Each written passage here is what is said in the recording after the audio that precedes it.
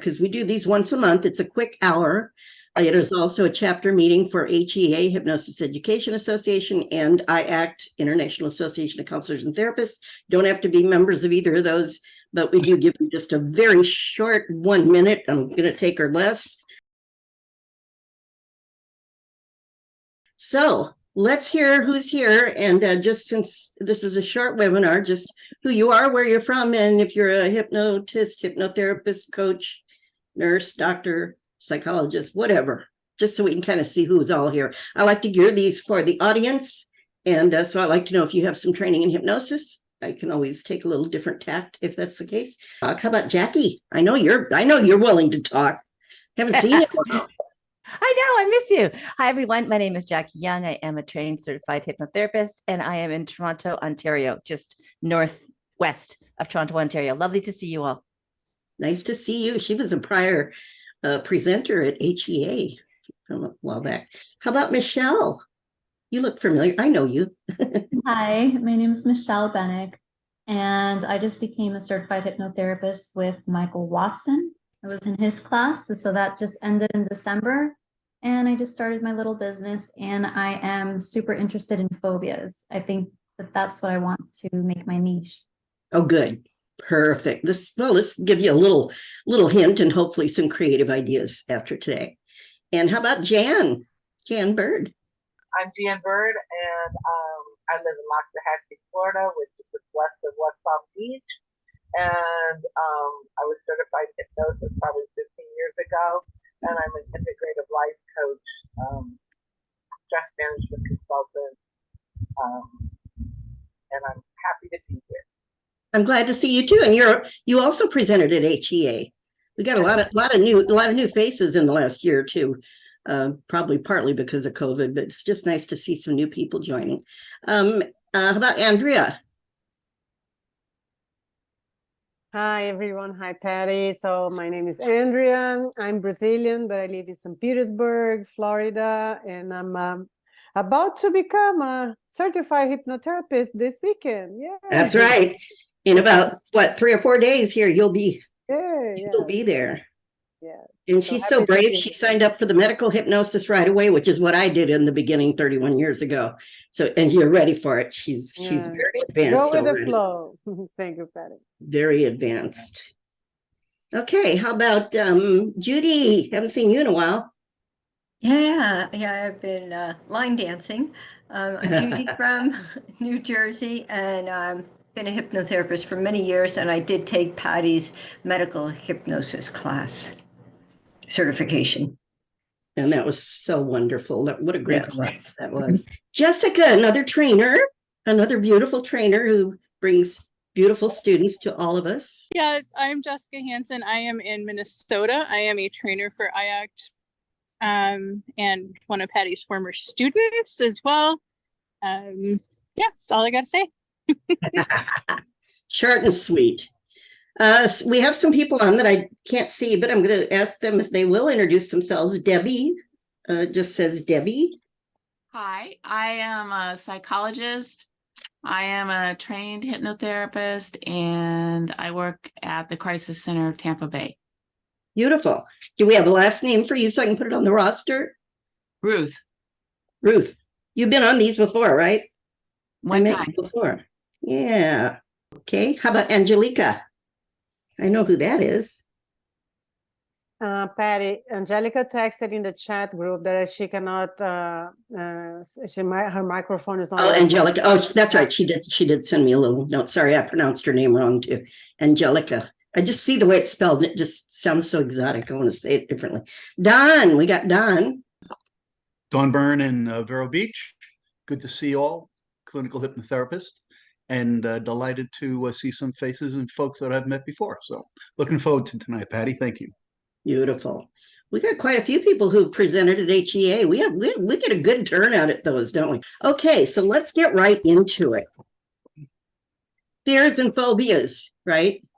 Like I said, I was getting a little preview because I got on and there was nobody on the call on the wrong link, evidently, and hopefully nobody goes to that one like I did. So one of the things when we talk about fears and phobias, the first thing I thought of is what's the difference? would anyone like to briefly share what your educated information is about what's the difference between a fear and a phobia? Anybody want to jump on that one? I like this to be very interactive. Nobody's being brave. Oh, you're so shy. Jessica, I know you can do this. Oh, yeah. If I had to guess, I would say that a phobia is an extreme fear that pretty much dominates your life, impacts your life in a negative way, holds you back. That keeps you from, inhibits quality of life. Yeah, it could be. It depends on what the phobia is, right? If it's a phobia about snakes, you might not have it around too often if you're not, around nature or somewhere where that would be. But it's still kind of always there in the background, isn't it? The phobia does, in my opinion, or most people's opinion that, I see, it does seem to be more full-blown, more of an instant response. And generally, phobias are formed in an instant. A lot of phobias are formed from they call it single event learning in psychology, right? And so it can be just one event that created that instant extreme reaction.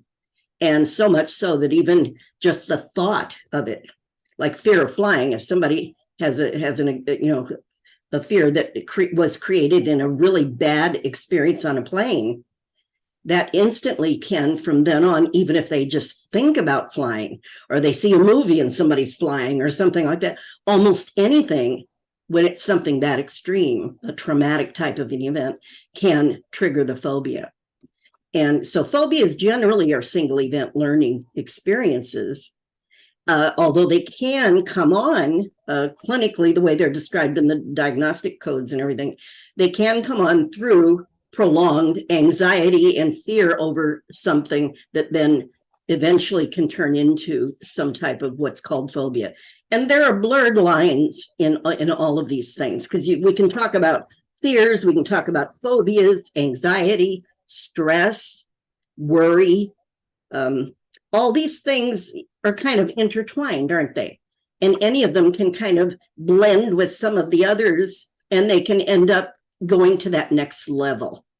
So if somebody just worries a lot and they get in the habit of worrying a lot, it can turn into a generalized anxiety, as they would say in the world of psychology, right? Then all of a sudden they feel this generalized anxiety that can be diagnosed at that point usually, and it can turn into some more extreme phobias or anxieties like social anxiety and these kinds of things.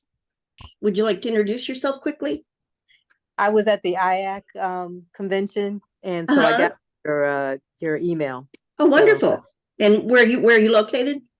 In Washington, D.C. Okay, well, welcome.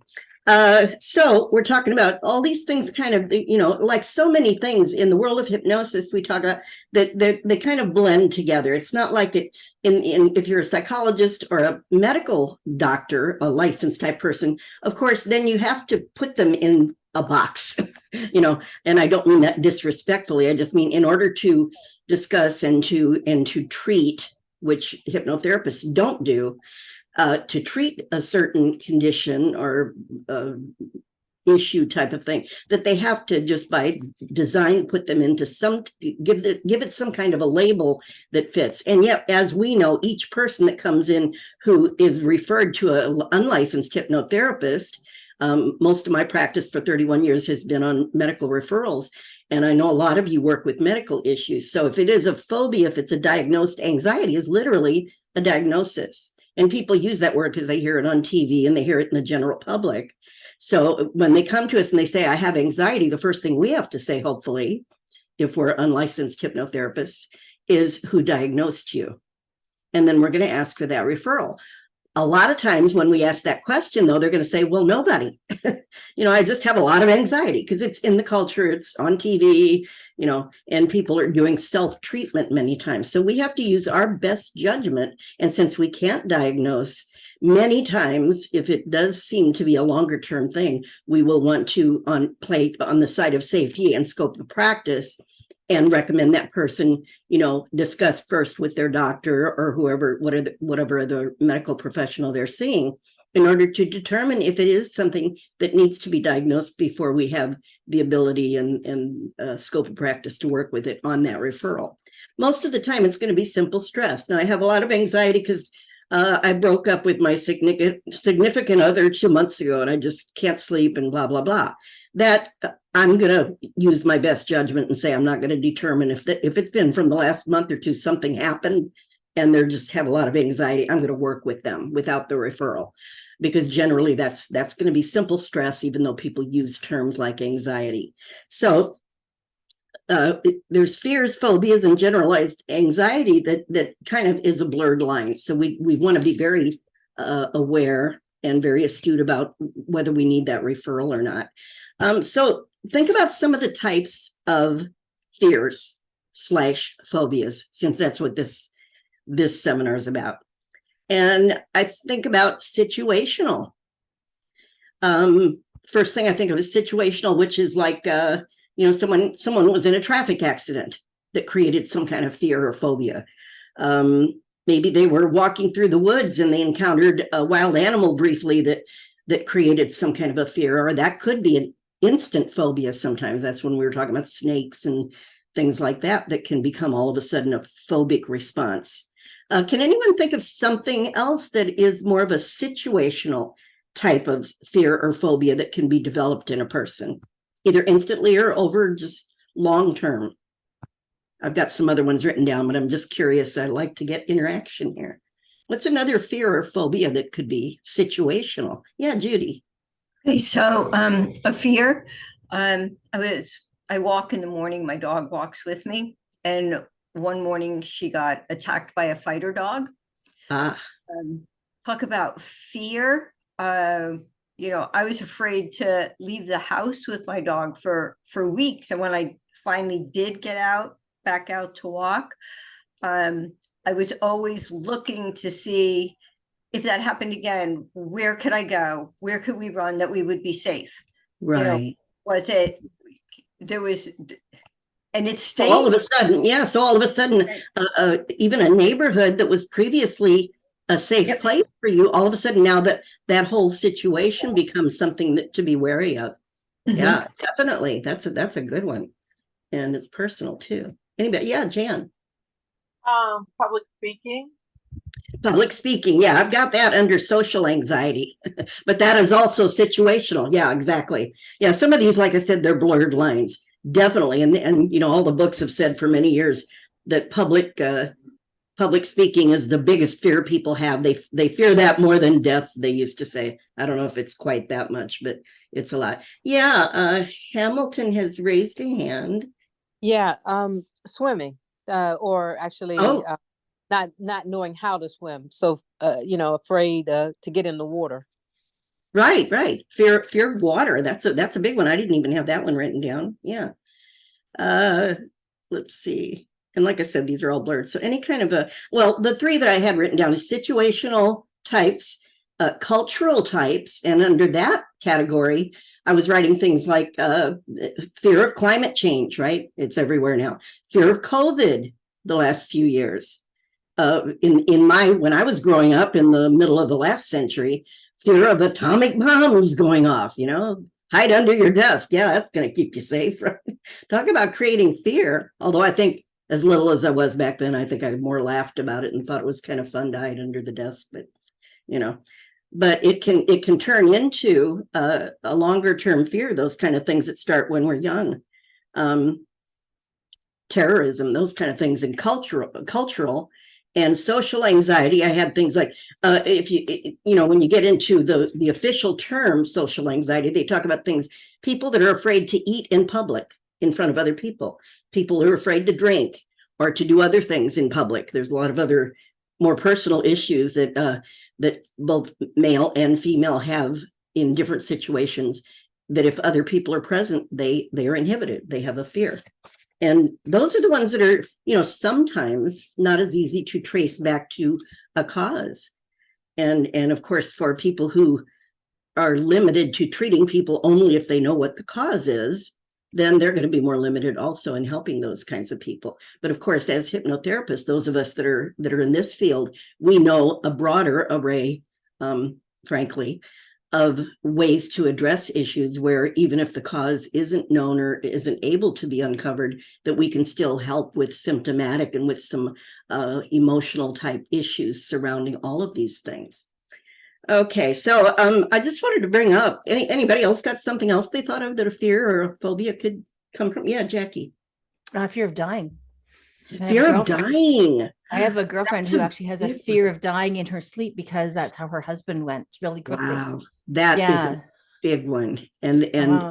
I'm surprised I didn't think to have that in my notes, that I put down, because, I'm teaching the medical hypnotherapy. So that definitely comes up when somebody's diagnosed with something, or even just if something happens to someone else. I had just a quick story. My sister, many, many, many decades ago, she had married a gentleman that was like in his 20s.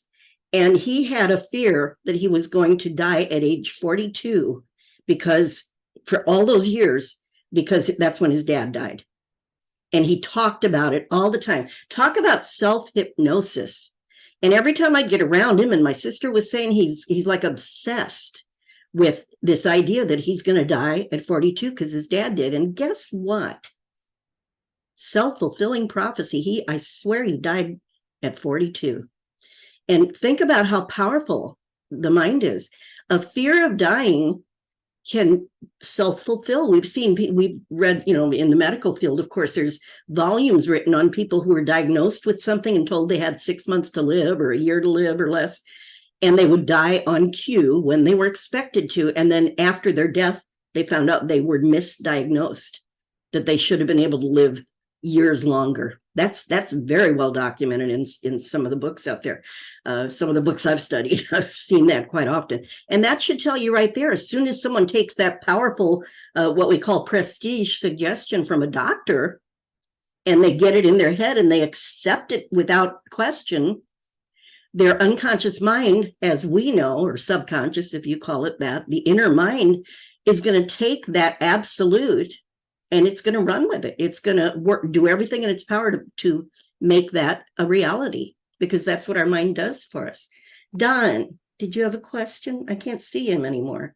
I was just going to add that there are a lot of people who are germaphobes, especially after Yeah, COVID. that's a good one. I like that. I'm going to keep this for my medical class. We're going to be talking about this in there too.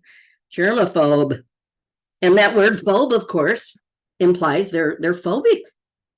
They have a phobia against germs. That's a big one. Thank you for that one. I hadn't even thought of that. So all kinds of things like that. Situational could also, now that we're talking in the medical field, could be fear of dentists, doctors, all those kind of things. Fear of actually, we're going to get into some more of these in a minute. I've got some more of them written down here. Fear of relationships, right? Fear of relationships. Someone who's had a bad experience and now they have a fear of intimacy and or relationships. Could be one or both of those things. They could be together, right? So that's another one. Fear of flying. The obvious ones we all know about: fear of height, flying, falling, fear of falling, fear of failing. How about that one? How many people we work with as hypnotists or hypnotherapists that come in and they have a fear of failure at whatever they're asking you for, whether it's a health issue, emotional issue, or a habit, or a behavior, or anything, an addiction, fear of failure, or just coming in for you to help them to achieve their goal of being a New York Times bestseller or being the best in their field, or making $1 million. There, people have a fear of failure. So that could be another one we could be dealing with. Fear of needles or medical procedures, fear of MRIs, all those kind of things. So there's lots of those kinds of things. So according to some studies, and I love doing these mini seminars because it reminds me to go back and do a little more research on all these things. And what I came up with, it seems like there's a lot of research out there that shows up to between 10 and 15% seems to be the amount of people who suffer with generalized, what they call generalized anxiety, social anxiety, right? That's a pretty high number, between 10 and 15% of all adults. And they said in any given year, Around 7% of all adults in any given year suffer with that, but a lot of people suffer with it their whole lives. And as far as social anxiety, I also had a note here that said that a lot of times, most of the time perhaps, it often begins early in life with an average age of the onset of social anxiety, social phobias and anxiety is about 13 years. 13 years of age is when it starts approximately. And it says it often lasts for a long time, sometimes people's whole lives, and they don't always seek help for it, right? They're just suffering in silence, so to speak. So people with social phobias or anxieties, they also, of course, they have an increased risk of other mental illnesses, because those are considered mental illnesses. See, people don't realize when they come to us and they say they have anxiety or depression or these things, people don't realize that is a diagnostic code. It is considered a mental illness in the diagnostic codes. And socialized anxiety, general anxiety can lead to depression, substance abuse disorders, those kind of things.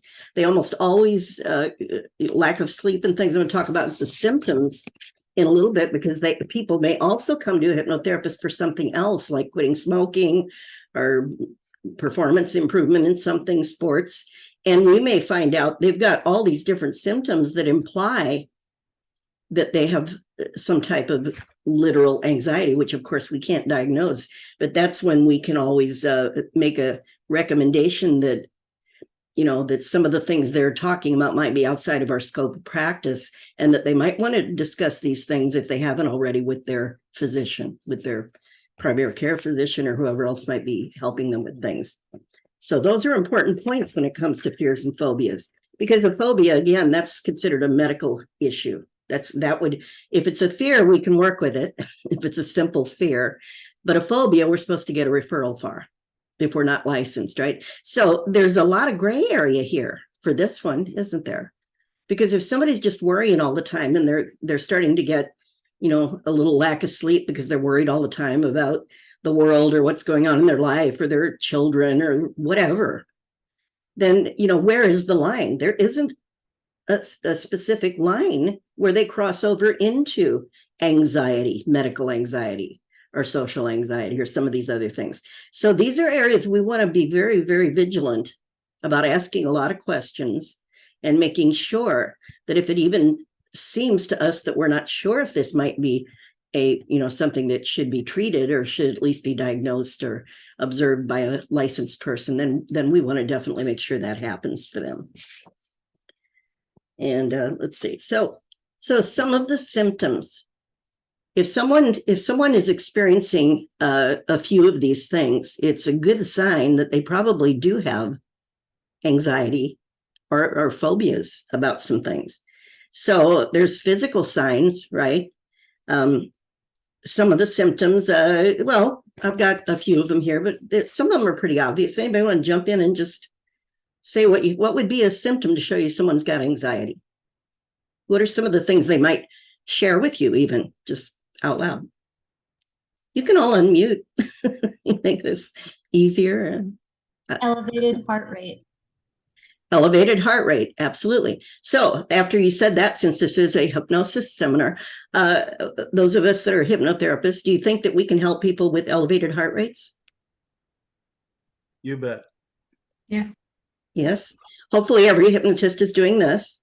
And if it's something that is diagnosed, of course, we're going to get a referral. But I'm not going to say that anymore because you already know that's part of this. Anything else? What's another sign? Hyperventilating or sweating or... Sweating. Yeah, absolutely. Sweating. Heart rate. The first three things on my list were pounding or faster heart rate, shortness of breath, which would go along with that, right? Usually.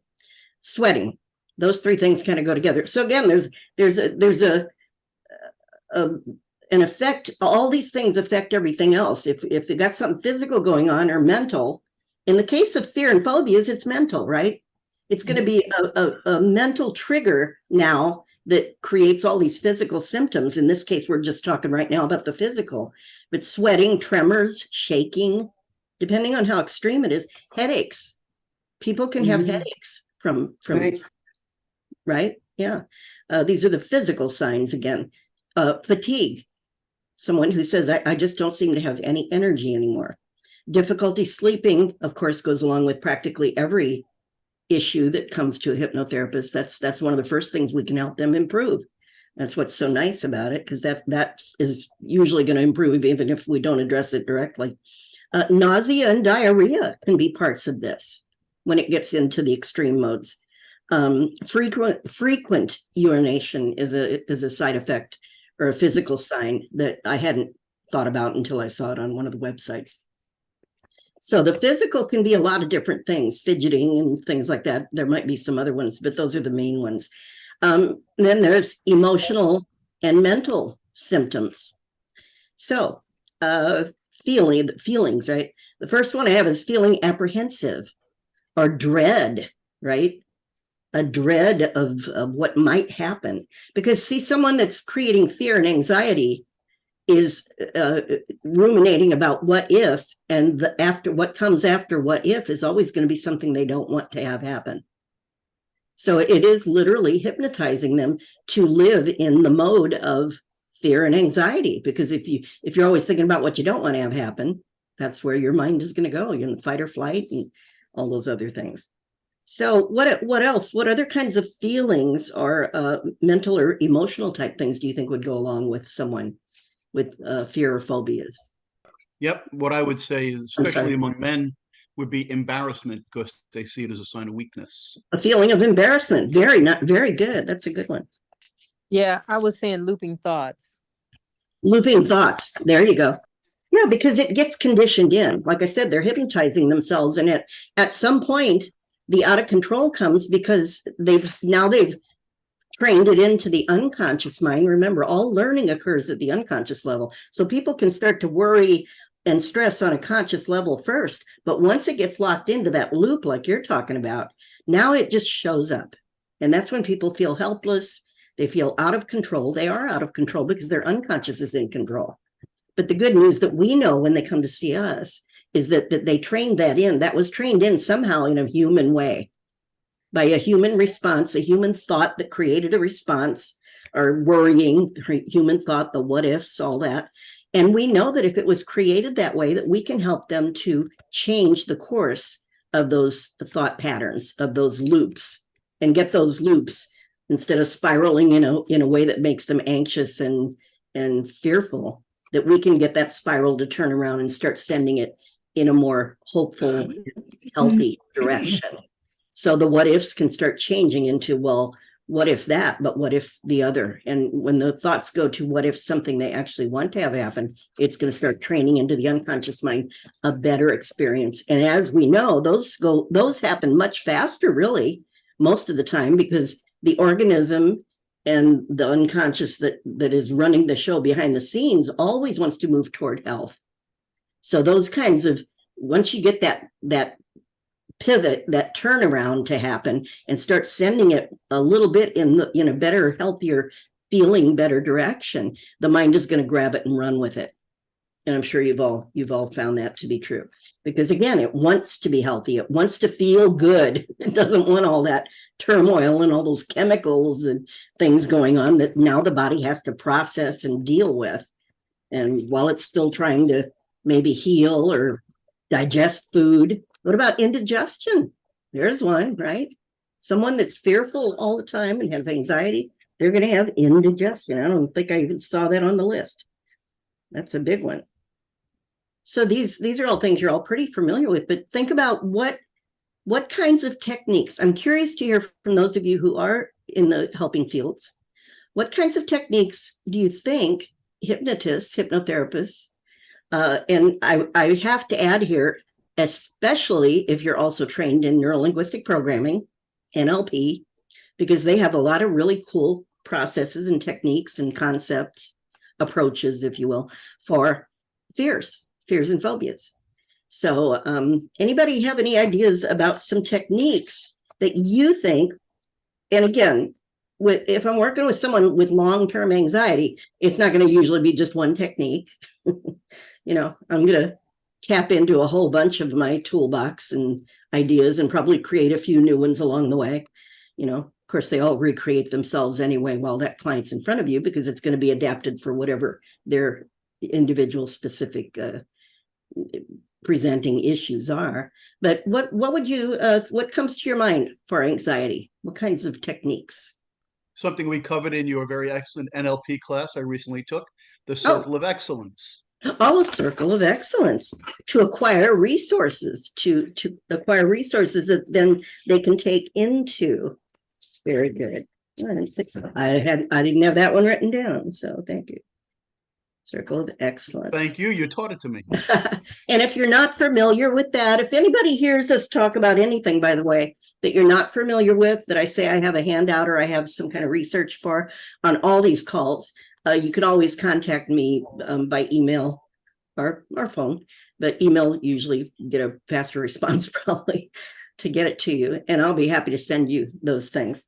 So Circle of Excellence, I have a little variation of that I have created based on the, it's mostly an NLP technique that I'll be happy to give you. And especially, again, the Circle of Excellence, because you can gather all the resources in a lot of other ways besides that particular technique, but you can gather resources and anchor them in with the client so that they can be re-tapped into efficiently and quickly, so that they can be triggered, in other words, intentionally.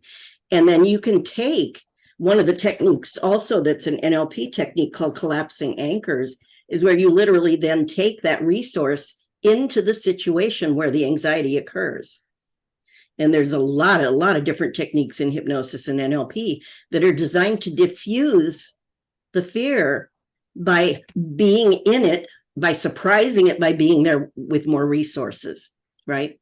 Instead of just something outside affecting the thought pattern that triggers the instant physical and emotional response that we call fear or phobia, we can train in so that the person, so that that same exact situation, that same exact object of fear or phobia, if you will, can then trigger a completely different response. And that's what's so special about what we do. And the mind can grab it and instantly replace the old response with the new one. There's a lot of different techniques for that. So I'll just name a couple. In NLP, Circle of Excellence is a good way to get part of that done. Collapsing anchors, swish pattern. If you've ever taken an NLP class, a swish pattern, it's another way to scramble the neural pathways to now observe what was problematic or fearful, or that they dreaded. Somebody said the word dread, that now that produces instantly a different emotion that's more appropriate, right? And I tend to like to let the client say, what response would you like to have in that situation? If they have a fear of eating in front of people, that's one that I haven't heard a lot of in my practice, but that's one that they talked about. If they have that, then, what do you think would be more appropriate for your life and for your personality, instead of what that fear or that phobia represents to them? What would be more appropriate for you? And then we can start matching over the submodalities of the fearful representation they have over to what creates calm or social friendliness, or whatever they say they would rather be instead of fearful. Does that make sense? Am I making any sense to anybody?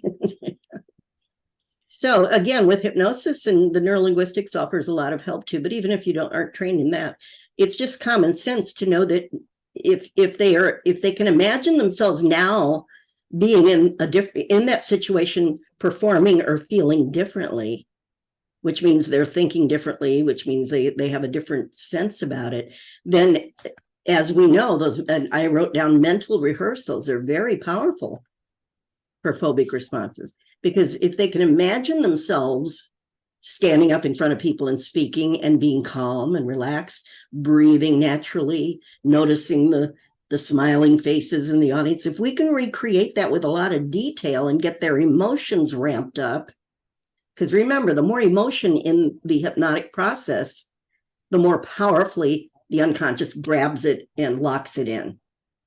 and it can happen in an instant. And my theory is that everything we do happens in an instant. It just takes time to get all of the human parts of the person on board to be ready and to accept and to trust and to allow it to happen. And then it's like the shift happens instantly. That's just my theory, because it usually does once they're really ready. And once it happens, it's permanent because it's unconscious. Anybody else have any other types of techniques? I've got a few written down here from my frame and my education. I wrote down the library technique because the library technique, my first medical hypnosis teacher, Dr. Michael Preston, wrote a book called Hypnosis, Medicine of the Mind. And I did a lot of studying with him. And I know that technique is phenomenal for getting rid of unnecessary fears that don't serve the person anymore. Because see, if you think of fears and phobias, they're kind of like pain. They're not a bad guy, which is why I also wrote down parts therapy, because they're not really the bad guy. They're doing something they think is meant, if you think of it as a part of the person, that part of them that's producing the fear or the phobia or the anxiety, which is related, of course, isn't doing it to harm them, because I don't believe there's any part of our unconscious that ever does anything to harm us. I think it is meant like the pain response. It's meant to signal something needs attention. It's meant to protect you. So in our clients. So to me, the fears and the phobias that are producing all of these things that are unwanted in the client, originally at least, was meant to protect them in some way, to get them to be more vigilant when they're climbing up ladders, or when they're getting on a plane, to be more vigilant, and to prepare for that. So we can do a lot of different techniques that can change the way they think about it, because it all starts with a thought, and it started with a thought originally. Although in the case of a severe accident or something that happens in an instant of trauma, of course, there's not a thought that goes along with that, is there? If they don't have time to think. If it's, let's say, a car accident that just came out of nowhere, they didn't even see it coming, or, whatever, somebody had a stroke. If you've ever worked with people, stroke patients, sometimes they end up in a coma or they end up unconscious for a while and they come out and all of a sudden they've got these symptoms. So that didn't start with a thought, and of course, once we as hypnotherapists even get into those things, there are other issues underneath the surface, or what I call the subtext, that's happening that can then interfere with them getting past it and recovering from it. Right. So it can still be a part of it. Jackie, got something? Yeah, there's the movie. Oh gosh, I just lost all my nouns. The movie theater, where you go and you. Oh, the director technique. Yeah, exactly. Yeah, it could be a theater or a movie. Yeah. Yeah, because or you might be thinking of the fast phobia cure, the rewind technique. The rewind, exactly. That's an NLP. Yeah. Exactly. So there you go. And these are, if you think about it, the rewind technique, if any of you aren't familiar with it, again, you can find it, the internet, you can find everything now. A lot of what's out there isn't very good versions of a lot of these, by the way. So you want to be very careful about what you start copying and thinking is the technique. So if you want some coaching on that, I'll be happy to send some things to you. But the rewind technique is like mental, we talk about mental rehearsals. We do that with clients. And if you take them through and get their emotions involved, it's the central nervous system stores it like a real experience. And athletes have known this for decades. Mm-hmm. They've used mental rehearsals for decades because they know that then there's a muscle memory and there's a central nervous system response when they get in the actual situation that then wants to replicate that perfect rehearsal they did. And then we can use that with hypnosis with people in a situational phobia or fear situation. Just think how perfect that is. And their central nervous system, again, I did this with a lot of different people, but one lady in particular that was a fear of flying. And I only had one session. I only had time to do one session with her. She was going to fly in like 2 days. And she just, so I could tell she was motivated. So I said, let's go for it. And it really worked beautifully with her. And she had this fear of flying for decades based on one experience she had in a plane that was traumatic. And before that, she loved to fly. So, but it had been years since she was able to fly without taking Valium before she would get on the plane. And she was still miserable, the whole time, right? So that was one of the things that we were able to do, is get her to have an experiential mental rehearsal. Now, in her case, I could get her to access the memories of what she used to like about flying and bring those elements in. But if, let's say, she never even had those, you can still create an imaginary situation that's realistic enough that the person can go with it. Because again, they're coming to you because they want a goal of something. They're asking your permission, or they're giving you permission, asking you to help them with something that they're fearful of. Let's say it's public speaking. And so they're giving you permission to delve into what that's about. And once you find out, it's not about that they want to speak in public, it's about how they imagine it's going to feel. So we have to get them to tell us, what do you imagine it would feel like, or how do you want to feel when you do that? And if they can come up in their creative mind how they want to be in those situations of fear that used to produce fear or phobias, now we can start to get that same creative imagination of theirs that knows they want something different to start filling in the detail. And that's what we call submodalities in hypnosis, right? And NLP. And so you get them to give you more detail. What do you imagine it'll be like? Because that's their real goal. The real goal that our clients have is how they imagine they're going to feel when they get this thing they came to you for, right? So it's the presenting issue, but then it's about how are they going to feel? And the best way to find out what's the best way for them to feel, again, is to get it from the client. So we only got like 5 minutes left. Any other techniques? I mentioned parts therapy, and even in the psychology sites that aren't necessarily talking about hypnosis, they talk about using breath work with these people. And as hypnotists, we do that naturally. We may not call it that in the session, but we're always helping them to breathe more easily, because that's part of the hypnotic process. Because part of what we're doing is getting them to learn to relax their body, to ease and quiet their mind, and to get in a healthier mind, body, emotion, energy, spirit, whatever all the words are for what you call all the things that make up that person that we're working with, so that all of it can shift into a more healthy space while they're with us. And in that space is where change can occur. And we can lock in and anchor in some new responses, some new habits of behaviors that can be formed instantly, I believe, because I was talking about this in another seminar the other day about the person that wrote a book many years ago that it takes 28 days to develop a new habit. And it occurred to me one day when I was doing hypnosis, I said, well, I get a person with a 40-year smoking habit or something else, but to come in my office, and they walk out with a brand new habit instantly. And it didn't take them 20 whatever days, right? They walk out and they have a new habit. Now my habit is I'm a non-smoker. I'm free from that, and it's gone. So to me, that tells me anything can happen instantly. So breath work, relaxation techniques, teaching them self-hypnosis. And the way to teach them self-hypnosis is easy, because they've already hypnotized themselves. And if we're explaining it correctly, we can get them to understand what that means. The real meaning of hypnosis is, what are you programming into your own mind? What are you accepting from other people? Or what are you ruminating about? And that's going to create this response of fear and phobia. So we're going to send all of those thoughts, those habits of thinking, in a different direction, and start creating a new response, a new reality for you of being calm and focused and relaxed and breathing easily, and whatever else goes along with all of those things that create the state that they want. Any comments? Any additions? I had a quick little piece here. I was gonna, if there isn't any, just real quick, because we only got a couple minutes left here. Just a quick little thing on, can you all see that Mayo Clinic overview? And again, a little nugget that I found when I was doing some research. Overview says hypnosis is a changed state. I like that better than altered state, don't you? Yeah. Because in the books, it always says altered state. It's a changed state of awareness and increased relaxation that allows for improved focus and concentration, also called hypnotherapy. There's some other things there. Feel calm and relaxed, blah, blah, blah.